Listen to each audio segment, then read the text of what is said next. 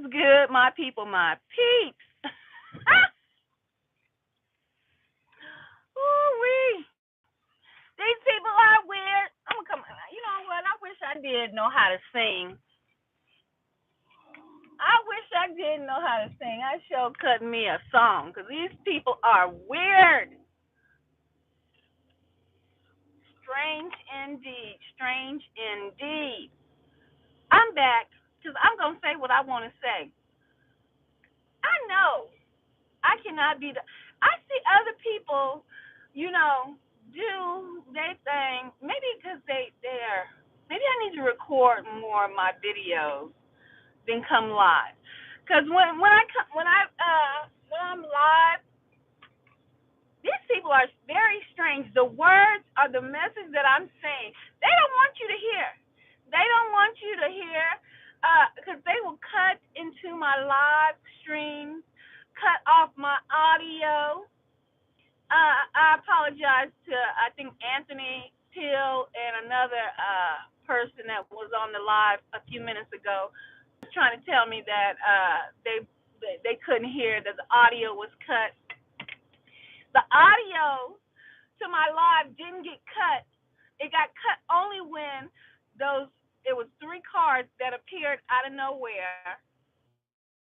The car that the guy that was in front of me, the couple that parked right on the side of me, and then there was a guy right behind me. Like they surrounded my AFS. They surrounded me, and then the live, you couldn't hear the audio anymore because they'll either send in one of those spam likely calls and cut your live stream audio like that. But it seems like that happens to me more than I see happen to other individuals if I watch their feed. These people are they're very weird. Um, they're obsessed with us, and that further lets me know that my channel is up for a overhaul. That regarding my name, my channel name, because I was sitting on here.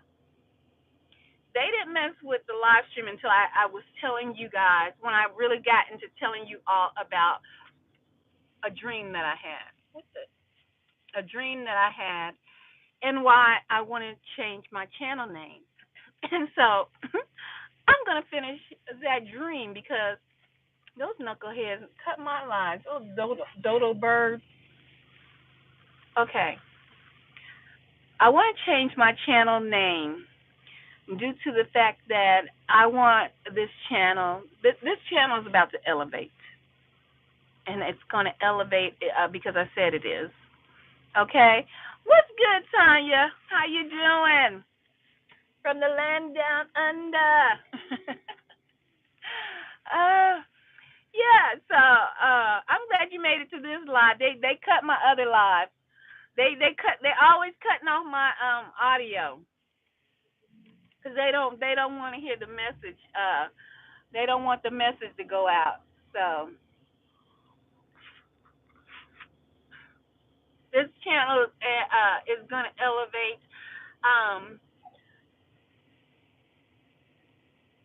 What you say? Hold on, I'm gonna read it. It says good to see you. And oh, hold on. Let me make this hot left. Let me make this hot left. See if I drive, will they? Oh, you said good. Tanya speaking to y'all. Y'all, we see you watching. Say hello. Say hello. Hello, 5D. Into 5D. How you doing? So yeah, just knuckleheads and cut my doggone live stream. When I got into the good of the live stream, the purpose of my first live stream that I did was to tell you that I want this channel to take a different avenue. Okay, and that's just to elevate us as chosen ones, to elevate us as TIs, in this community, and to walk in my purpose more and more. And I feel that, y'all my name. Y'all know what my name is, whether it's Nikki, Nicole, however you call me. The people in this matrix knows my name, Nikki Nicole, however they call me, however they know me. But I was telling you guys about a dream I had, and I think the dream that I had a few years ago was also telling me about my purpose in life. Okay, and so and when I was getting ready to I was getting into the dream. These knuckleheads surrounded me and cut my audio. Yeah. So anyway,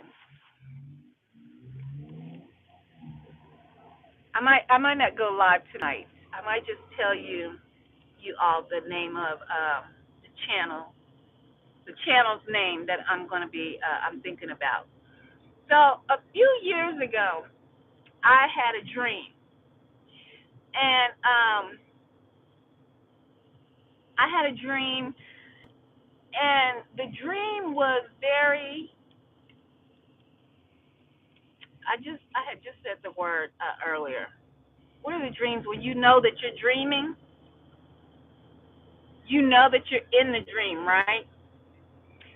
Uh, I was in space, guys. I was in outer space, and all of a sudden, this being, alien creature, appeared to me within the dream. And so we know that dreams are, when we dream, we enter into the spiritual realm. We're no longer in this matrix that we're in, this fake reality. We enter into the real reality, the real world, which is the spiritual realm. And so this being appeared in front of me, but the being had no gender. You couldn't tell if it was a female or a male. It was just the outline of a humanoid features. That's the only features that it had. A body, a human body. Um, but nothing else. It was almost like it was see through because I could see like the it was black, but like the night sky black. This is how the I don't want to call it an alien, but I guess I could call it alien because we were in outer space.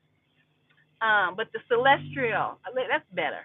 That's better. I like that. The celestial being had a body, but no facial features, no features of the hands. It just looked like space, like the ether of space, just appeared in front of me in a humanoid form. And at the time, I only told one person about this dream, which was my mother, because I thought at the time that it was her mother appearing to me in the dream. And now that I've learned more and more of how to interpret my dreams, I know that celestial being was not her mother, my grandmother, because normally when a person dreams of an ancestor, that relative, they will appear in front of them how they know them, how they have seen their facial features before, because most likely it'll be a masquerading spirit. Okay, so this spirit wasn't masquerading as someone I knew before, my grandmother, because I there was no recognizable features. But the reason I thought it was my grandmother who passed away, and mind you, I never met my grandmother. I've only seen pictures of her. But I would have recognized her had she or the masquerading spirit tried to come within my dream and present themselves as her, but that didn't happen. This celestial being that appeared in front of me like the ether of the night sky, without any uh, features of gender, was doing this motion like this, a hand motion. and it was going up and down his chest. And this is what gave me the idea, the thought that it was my grandmother, because my grandmother actually passed away of breast cancer. So the celestial being was doing like this, and I drew a picture back there when I was at the other place. At first, it just looked like the ether, the night sky. It was just like an outline. I knew a being was in front of me, but I couldn't.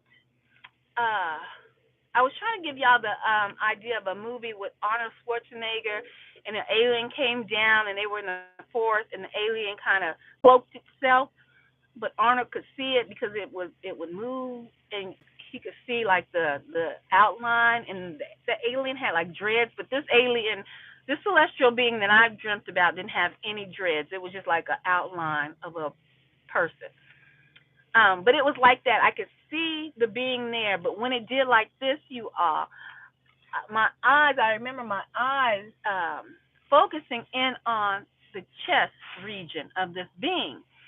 And now, mind you, we're just in space, floating in space, not in a spaceship. We were in space because I could see planets and things around me, celestial, planets being in space, star clusters and things of that nature. And when I looked in the chest of this being, all I seen was stars, billions. Hold on, let me pull over so I can show y'all this picture that I tried to draw back there when I was pulled over. When I looked into the chest of the being, because mind you, the being is doing like this, which made me think it was my grandmother because she died of breast cancer. So I thought the being was trying to communicate to me, saying that I'm your grandmother because I died of breast cancer, because it's pointing at its chest, moving its hand up and down. So, but it wasn't. I looked into the body of this being, the celestial being, this ether, the night sky ether. I looked into the body, and it's just stars, like the twinkle twinkle little star, just billions, billions of stars, guys. And then I look at the whole body of this extraterrestrial, celestial being, and its body. Now I could really see the outline of the being, no facial features at all. I could see the outline of the being, and it's full of stars, like stars from the head to the toe. So I drew this picture back there because I was trying to get you guys to understand. So I had a dream, and before I could see all of these stars that just appeared, like the being was full of stars.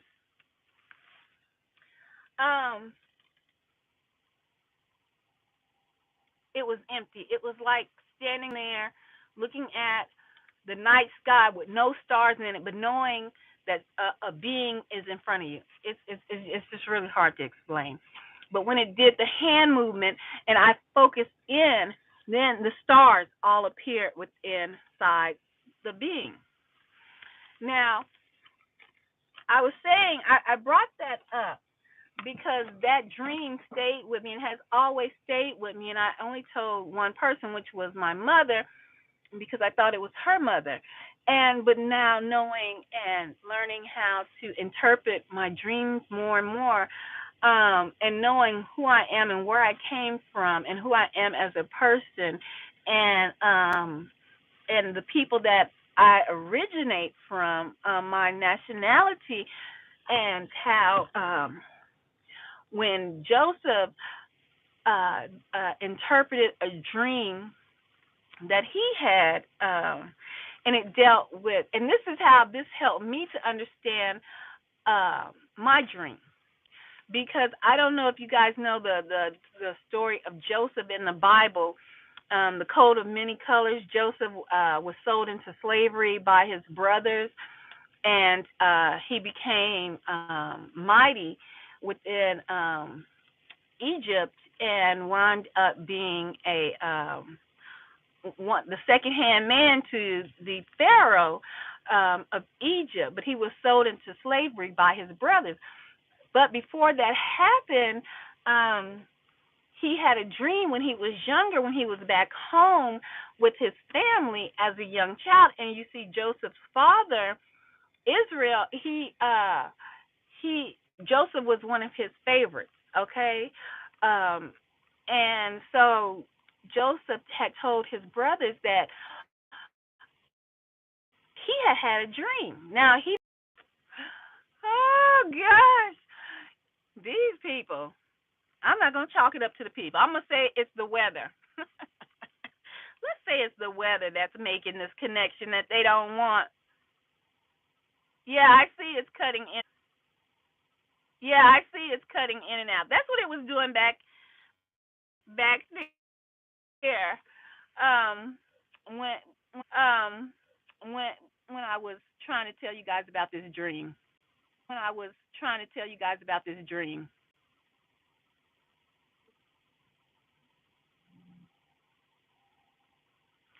Um, so